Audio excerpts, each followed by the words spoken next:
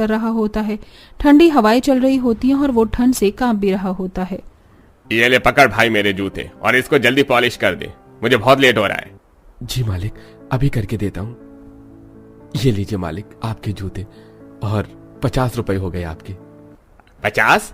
अरे 20 रुपए में तो दुनिया जूते पॉलिश कर रही है, ये पकड़ 20 रुपए। वो आदमी गोपाल पर चिल्लाकर 50 की जगह 20 रुपए थमाकर वहां से निकल जाता है। अमीरों की एक बात समझ नहीं आती, लाखों रुपए इधर उधर खर्च कर देते हैं, पर कोई गरीब अपने हक का पैसा मांग ले तो उसको धुतकार के वहां से चले जाते हैं। कुछ देर बाद कबाड़ी वाले, रद्दी वाले।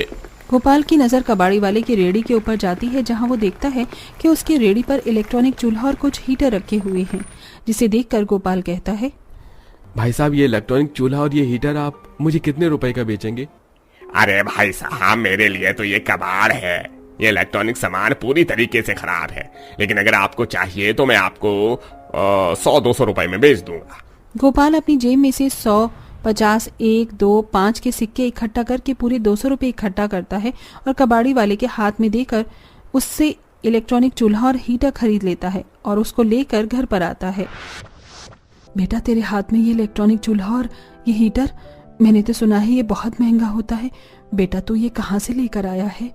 ये बल्ले बल्ले, अब तो हमारे पास हीटर आ गया, अब तो हम हीटर में हाथ सेकेंगे और मैं तो इस इलेक्ट्रॉनिक चूल्हे पर बहुत ही स्वादिष्ट खाना बनवा के मम्मी से खाऊंगी।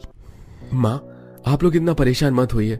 दरअसल एक कबाड़ी वाला इन चूल्हे और हीटर को लेकर जा रहा था, तो मैंने उसे ये सस्ते दाम पर खराब इलेक्ट्रॉनिक चूल्हा और हीटर खरीद लिया है। एक बार मैं इसको ठीक करके देखता हूँ, अगर मुझसे ठीक हो गया तो यूज कर लेंगे। अब गोपाल उस इलेक्ट्रॉनिक चूल्हे और हीटर को पेचकस प्लास से ठीक करना शुरू करता है और जब कुछ देर बाद वो हीटर्स के प्लग को बोर्ड में लगाता है तो हीटर ऑन हो जाता है। सुनिए जी, चूल्हा भी ठीक तरीके से जल रहा है, मैं जाती हूँ अभी पूजा आरती करके उस पर खीर बना लेती हूँ। अब ज्योति उस इलेक्ट्रॉनिक चूल्हे की पूजा आरती करके उसके ऊपर सबके लिए खीर बनाती है। कुछ देर बाद सभी लोग हीटर जलाकर हाथ भी सेकते हैं और ज्योति की बनी हुई खीर को खा रहे होते हैं। तभी गुल्लू बोलता है, पापा पापा, ऐसे तो आपसे कोई भी अपना इलेक्ट्रॉनिक का सामान ठीक करवा सकता है ना? आप तो 2 मिनट में ही ठीक कर दोगे ना पापा?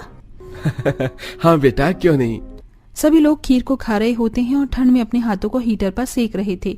वहीं दूसरी तरफ गुल्लू की बातें गोपाल के दिमाग में बैठ गई थी। तभी वो अचानक से कहता है, ज्योति, मैं क्या सोच रहा हूँ, क्यों ना मैं इन खराब इलेक्ट्रॉनिक सामान को ठीक करके उन गरीब लोगों को बेचूं जो फर्स्ट हैंड सामान महंगे दामों में नहीं खरीद सकते।